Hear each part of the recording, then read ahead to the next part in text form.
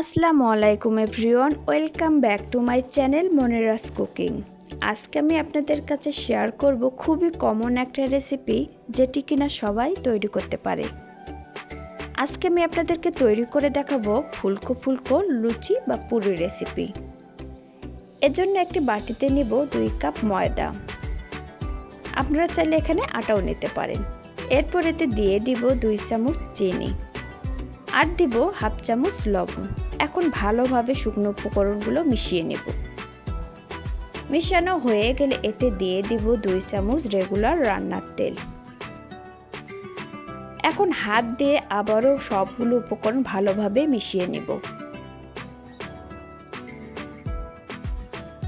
মেশানো হয়ে গেলে এতে দিয়ে দিব পরিমাণ মতো হালকা কুসুম গরম পানি।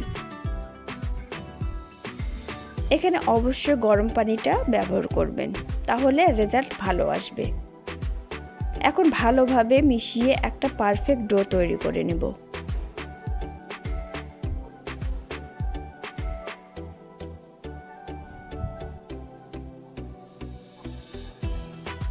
যখন ডোটা তৈরি হয়ে যাবে তখন একটি ঢাকনা দিয়ে ঢেকে দিব 10 মিনিটের জন্য। 10 মিনিট পর যখন ঢাকনা খুলে ডোটা নরম হয়ে আসবে তখন আবারও ভালোভাবে মেখে নেব।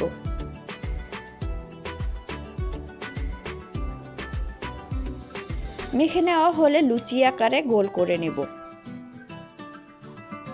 এখন আমি একটি বোটের উপর তৈরি করে নেব লুচিগুলো। আমি এভাবে সবগুলো লুচি তৈরি করে নেব।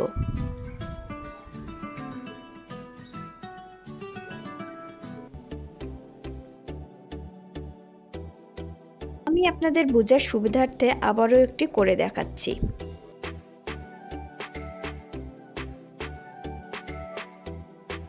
এভাবে আমি সবগুলো লুচি বানিয়ে নিয়েছি।